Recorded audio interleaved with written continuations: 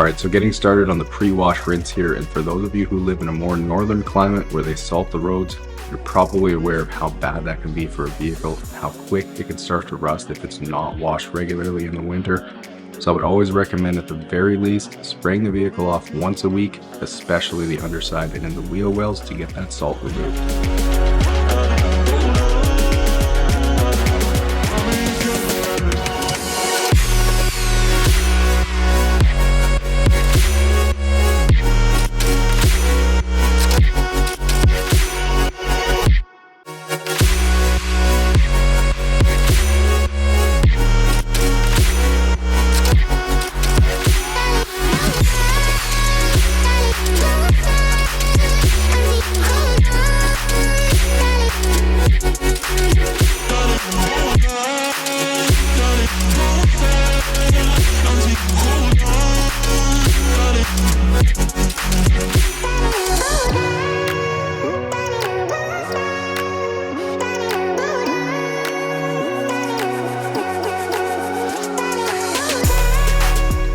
Now for the foam bath, I'm using a few ounces of my regular car wash soap, which produces some nice thick foam, and then I'll go around the vehicle with a boar's hair detail brush and get down into all the crevices like around the mirrors, the emblems, and of course behind the gas door, all the places my wash mitt is going to miss.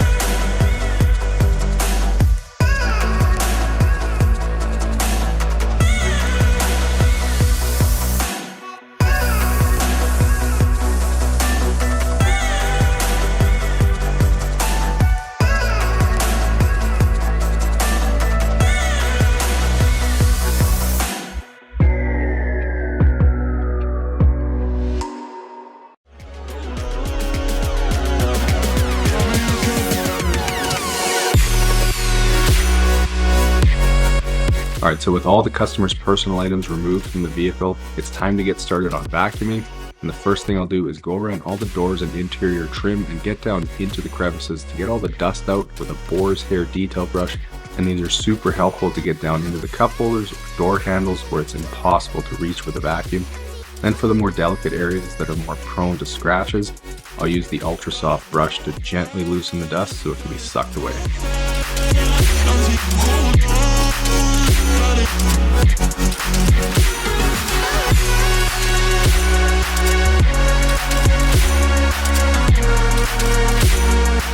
Alright, so getting started on these dirty seats, and after spraying on some of my carpet solution, I'm using the drill brush to agitate and get that dirt loosened up. And then starting with the extractor, I'll make several passes over the seat, continuing to spray water to help to further dilute the remaining solution. And I probably said before, but when you're extracting on seats, you want to make sure you're pressing down fairly hard over the last couple passes to make sure you compress the foam underneath so you can get as much of the water out as possible. And in terms of how long it takes for the seats to dry, they definitely take longer than carpets do, but with the heater running in my garage, keeping it around 70 degrees Fahrenheit and the vehicle doors open, they're usually dry within about 4 to 5 hours.